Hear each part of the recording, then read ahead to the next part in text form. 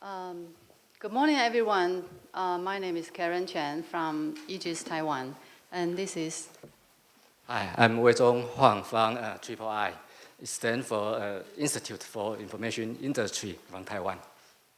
And very nice to be here, and we also from APKIC, Asia PKI Consortium, and it's really our very great honor to be here, that we could share some information or what we experienced or what we learned in last decade in Asia regions.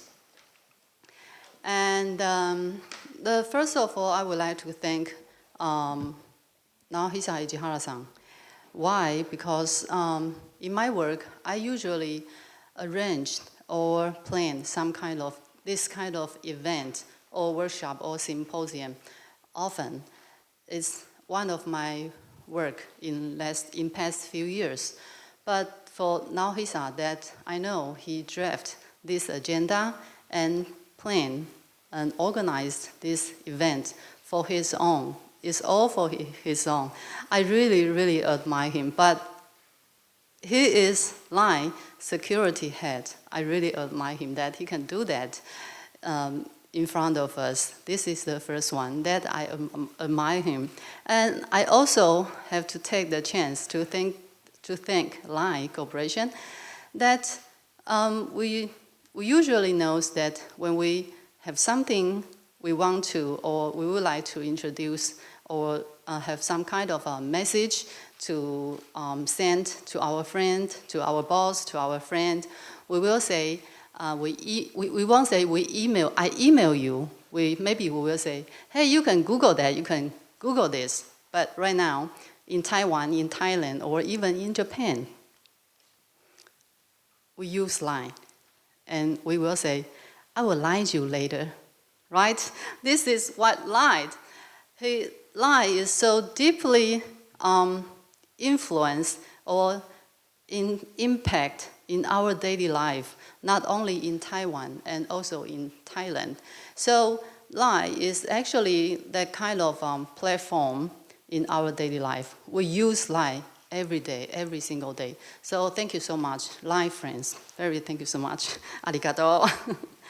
So I would like to have this chance to take this great honor to experience the status and development of online authentication applications. It's really long. For public services in Japan, me is Karen from Egis, and later we'll have Dr. Hwang from III. In the beginning, I would like to have an introduction to APKIC. APKIC originally is Asia PKI Forum.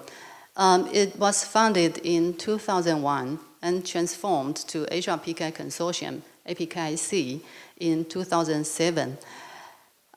We would like to be the leading organizations from Asia and supported by government and industry factors. Actually, in the very beginning, in the period of Asia PKI Forum, Japan was usually be one of our founding members. At that time, we have China, Taiwan, Japan, and Korea, Hong Kong, Macau, and Singapore also.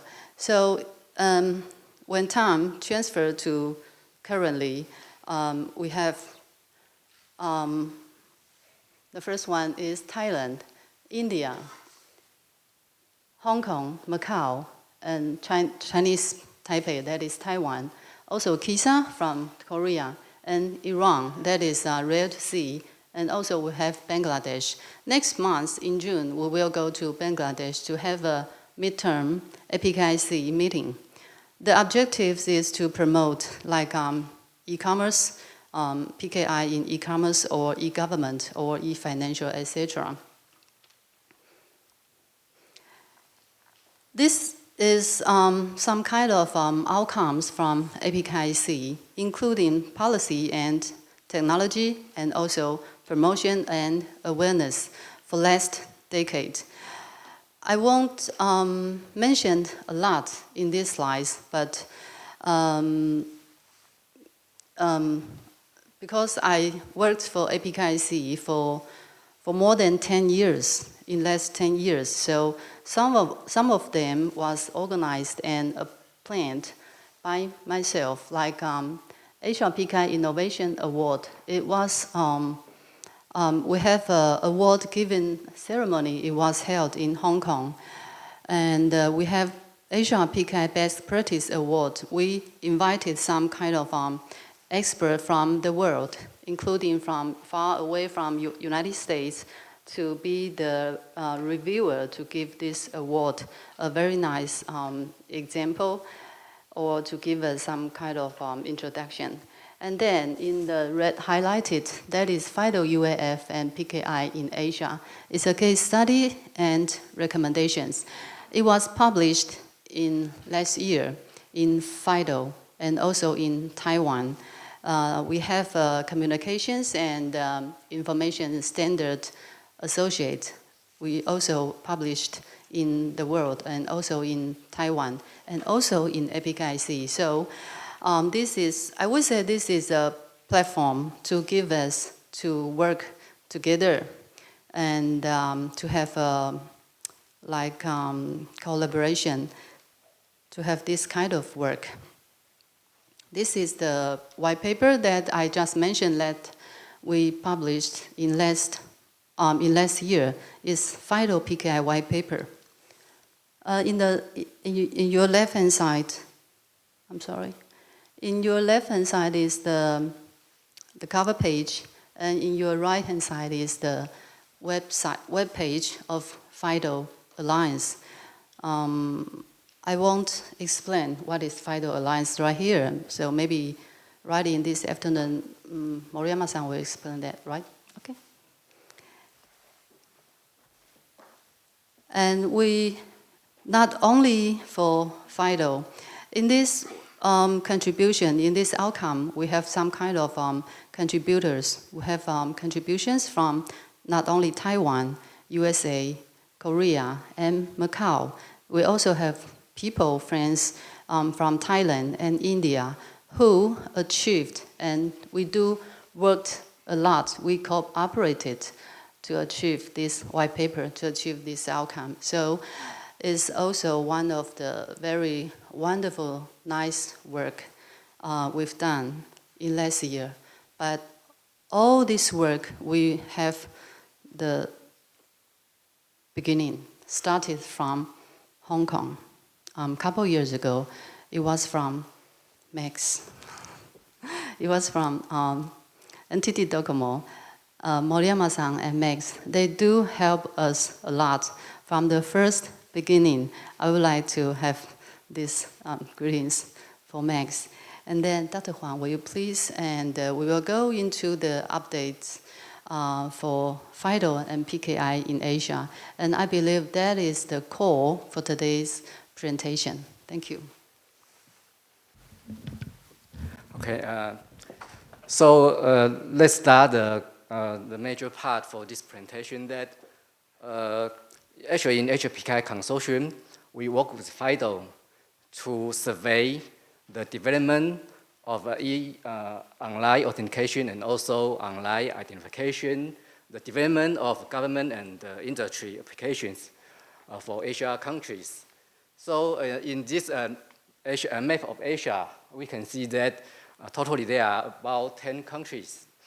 And first of all, I would like to say, before we go into the detail, I have to say that there are some words we have to make it more clear.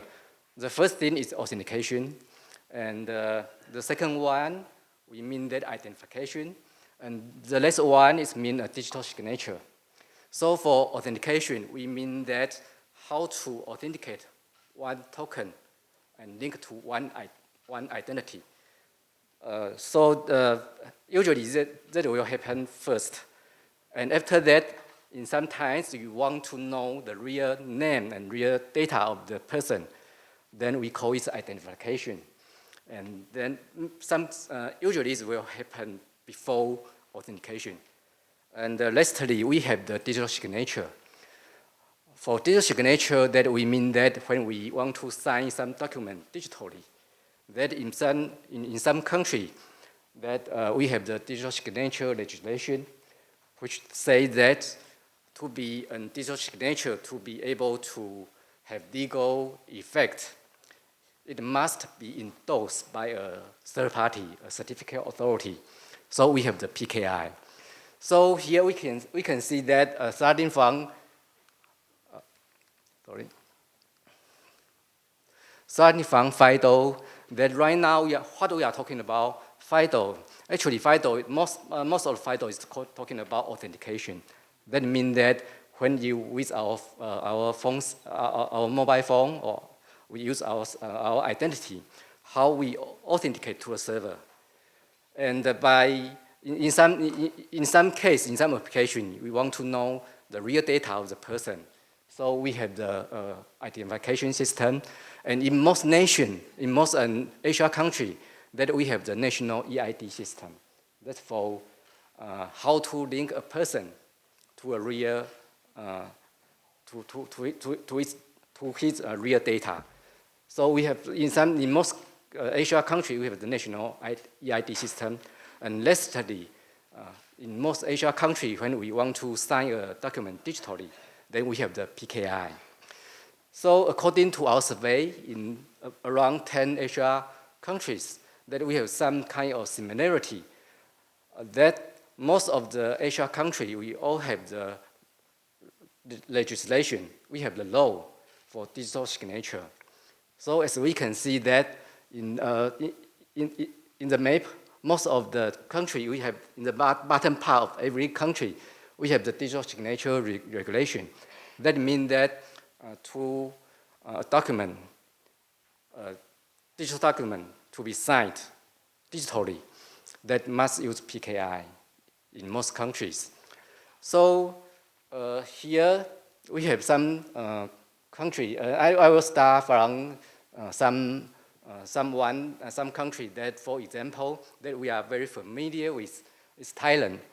So in Thailand they already have the national EID system, and about 10 years ago, Thailand government issued smart card to every citizen. So right now, every Thailand citizen, around maybe 50 million of Thailand citizens, they have a smart card, a national EID card with them. But it seems that they have some technical problem, that right now the card cannot be used online. So right now the card, even though that the card can be used, it's a smart card, they can be used online, technically, but in practical, it cannot be used online. They have some technical problem. So right now we are working with Thailand partner how to put Thailand's EID system to be able to be used online. And in the same time, starting from 1 or 2 years ago, that Thailand government start aware that identification and authentication is very important to Thailand's digital society and digital industry. So the Thailand government, actually, they formed a national digital ID company. It's a government sponsored, government fund company, try to set up a Thailand online authentication and identification platform. And right now, such kind of company, they set up the Thailand NDID platform with many advanced technology. For example, they have the blockchain, and also they use some kind of centralized or distributed technology and try to link all Thailand's citizen identification system together. So under such kind of concept, the Thailand ETDA, the name of ETDA is Electronic Transaction Development Agency. They also set up the ETDA Connect. It's based on OpenID. So it's a national OpenID system and try to link all Thailand's different e-identification system together. And under that, ETDA right now, they also try to adopt FIDO. So right now they are trying to pilot some FIDO system to be part of the ETDA Connect. That's for Thailand's part. And we also have some status from other countries. I will not go through one by one, but among them, in the next few slides, I will have some idea for how, because I'm from Taiwan, that how Taiwan industry and government try to provide a very good digital identification system. So that's for the Thailand's case that I will not go into the detail. So for this one is for Taiwan's part, that in Taiwan that we have a national identification system. So right now, every Taiwan citizen, we have a national ID card. It's a paper card. And as you can see in the left button that right now, around every 10 years, the Taiwan government will issue a new generation of an ID card to citizens. So right now, in citizen in our hand, we have the sixth generation of identification card. It's still paper-based. And starting from this year, the government is planning the seventh generations of the identification card for citizens. It will be smart card. So it's a very big project that we call it a new ID platform, that the national EID platform starting from 2020. And in Taiwan, every citizen also have a healthcare assurance card. It's with more popularity. As you can see that more than 23 million Taiwan citizens, in their hand, they already have a national health ID cards, because we know that in Taiwan, we have very good national health insurance system. So every citizen, even if it's a baby, it have a national health ID card. It's already a smart card. But there are some issues for smart card, that smart card is not easy to use.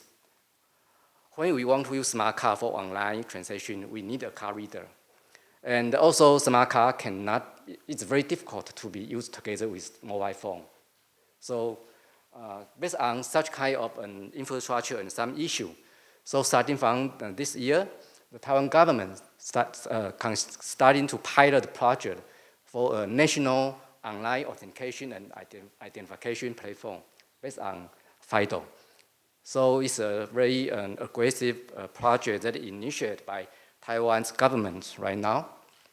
So starting from this year, this is the system we already have, that we try to adopt a FIDO system. So the Ministry of the Interior, MOI, which was in charge of the National Household Registration System. That means that MOI have the database for every citizen. So inside the MOI, we will set up the FIDO server. And also in the external, over the internet, we have the FIDO Reliant Party server. And also for the citizens, we will provide the citizen to be able to access to the national FIDO service on their mobile phone or on their PC. And also in the future, we will also consider to issue a token, no matter it's a card or it's a USB token, to citizens. For some citizens, they don't have the mobile phone to be able to use FIDO. So, but the most important is that how to, because we know that FIDO is for authentication, but how to link a FIDO account to the citizen's real identity. It's a very complicated issue that when a citizen applies for a FIDO account, how can we make sure the real data, the real identity of the citizen? So right now, in this year, we will provide PKI-based ID proofing. That means that in Taiwan, about 5 million citizens already have a PKI card. We call it MOICA. It's a PKI-based smart card that we already issued to citizens for more than 10 years, but it's not mandatory. So for some citizens, they already have the PKI cards. We call it MOICA. So for such kind of citizen, we can use the PKI smart card to apply for a FIDO account. So the process will be, we can just use, if the citizen have a MOICA card, and the citizen also have a card reader, they can just put in their MOICA card into the card reader and register for a FIDO account. And the system will issue a code. And after that, the citizen downloads the mobile app and enter the codes in the mobile app. And after that, they enroll their identity into the mobile phone with the biometrics. So they are able to register an account in the national FIDO services. So that's for this year. That for some citizens, they already have a PKI cards.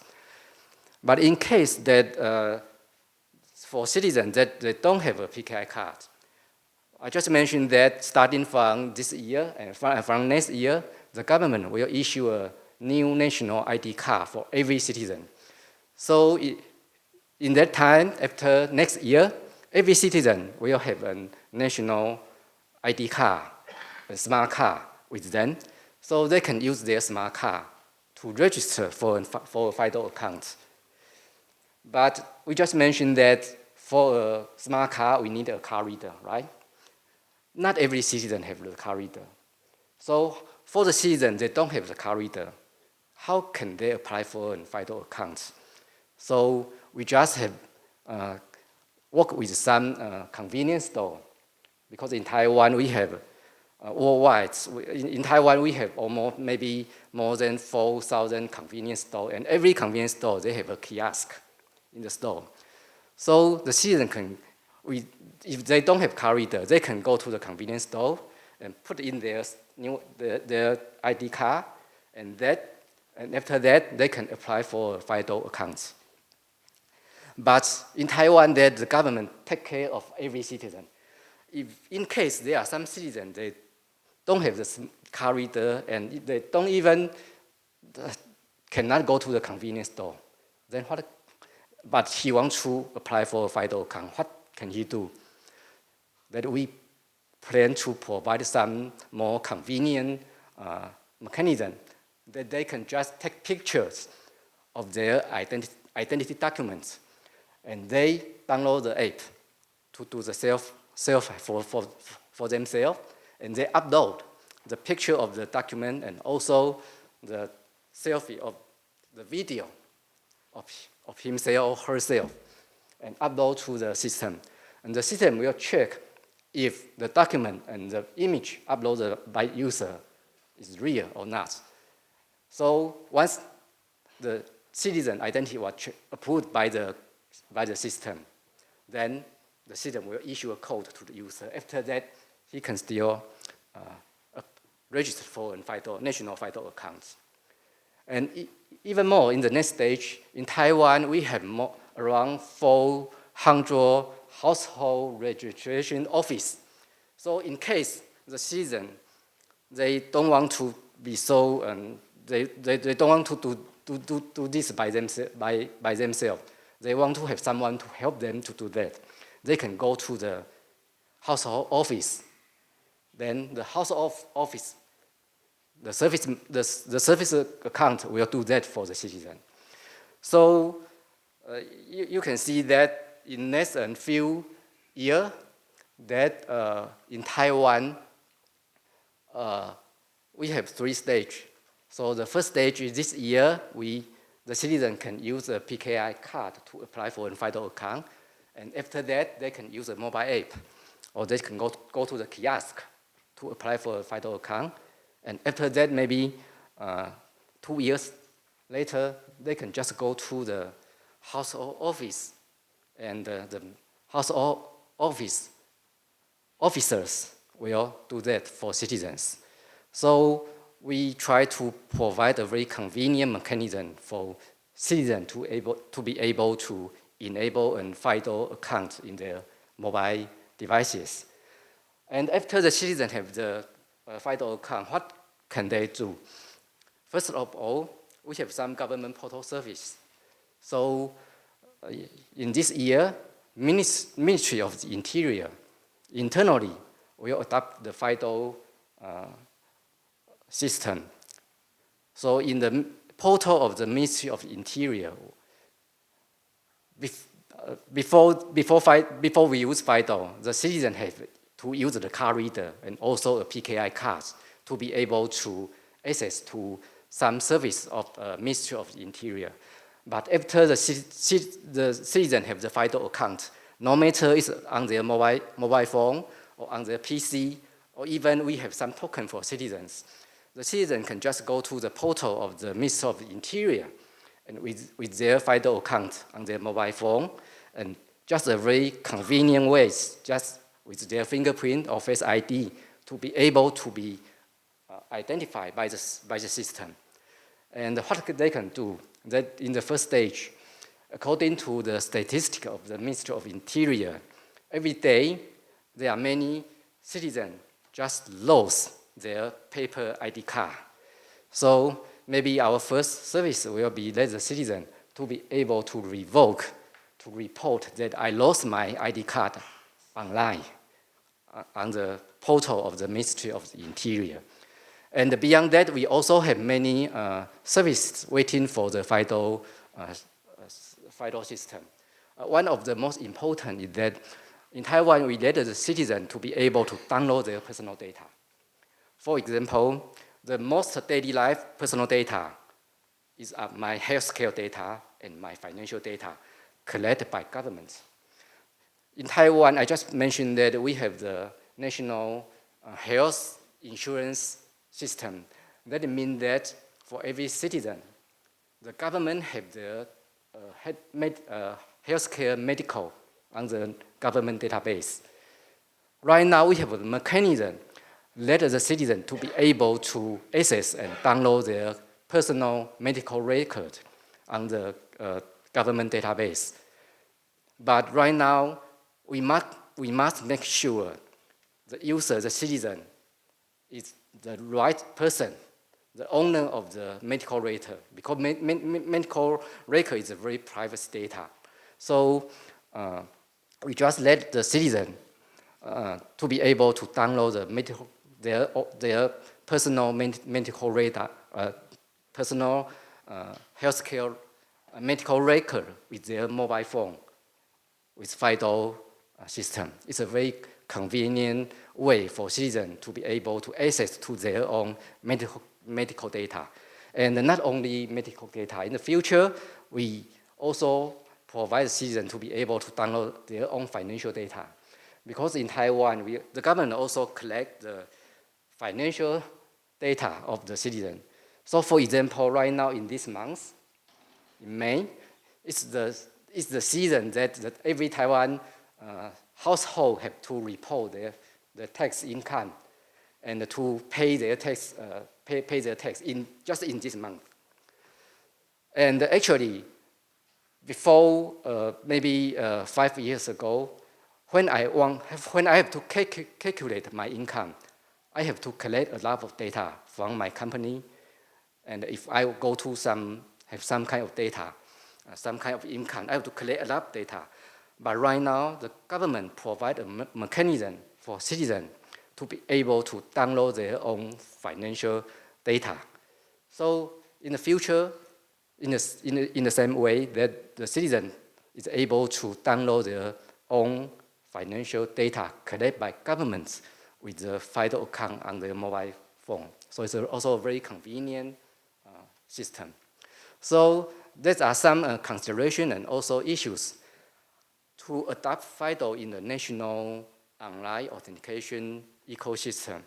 So the first one is how we can have some kind of account recovering and ID proving. As I just mentioned that, how to provide a very convenient mechanism for citizens to be able to register a FIDO account and to be able to identify themselves, and also for the citizen, because we know that today in Taiwan, for example, myself, I will just upgrade my mobile phone for every 6 months.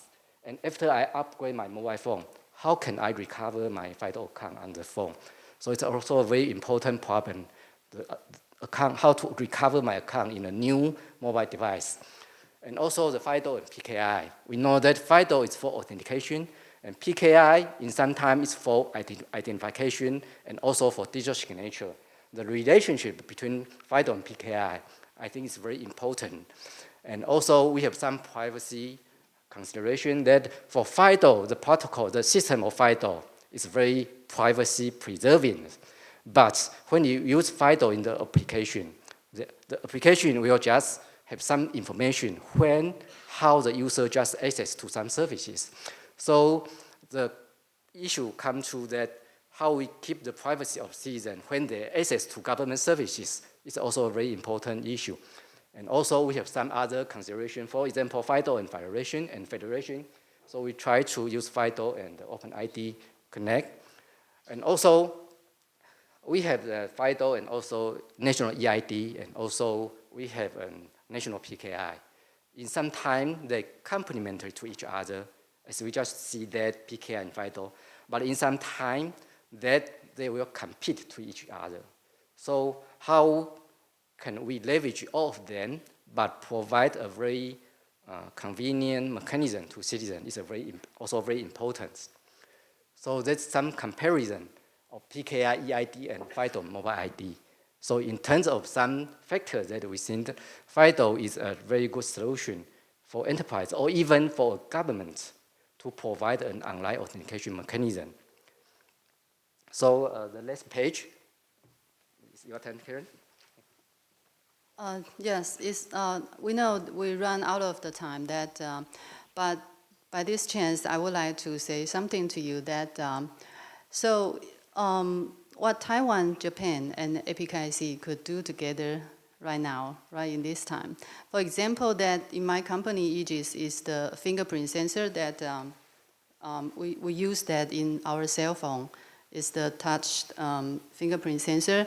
We are maybe in the leading position for worldwide cell phone, the manufacturers. In Taiwan, we are more famous on the component, but in Japan, you are more focused on services and integrated system. So maybe we should work together and to collaborate together to do something. And just like that, Egis have some kind of fingerprint sensor we used in Japan's mobile phone. And like we all know that W3C, in 2020, Taipei, we will have the web conference in next April. I will recommend you to Google, not to lie, to Google the W3C web conference in next year in April. That is www.2020 webconf, CONF, and then you will know those information. And we can do something more together. And that's all.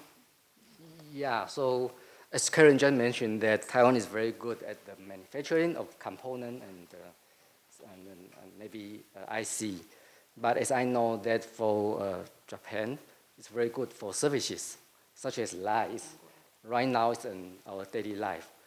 So we think that Taiwan and Japan, we have very strong connection. So we would like to work together for an overall system. And most important for today's topic, I just keep saying that we have authentication, identification, also digital signature. So right now, what we are talking about, I think most of our standard is focused on authentication. But for identification, as I just mentioned, that is a very complicated issue. How can services bind your authentication account to an identity?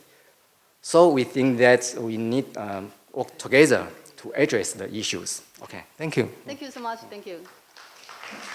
ありがとうございました。どうぞ大きな拍手をお送りください。ありがとうございました。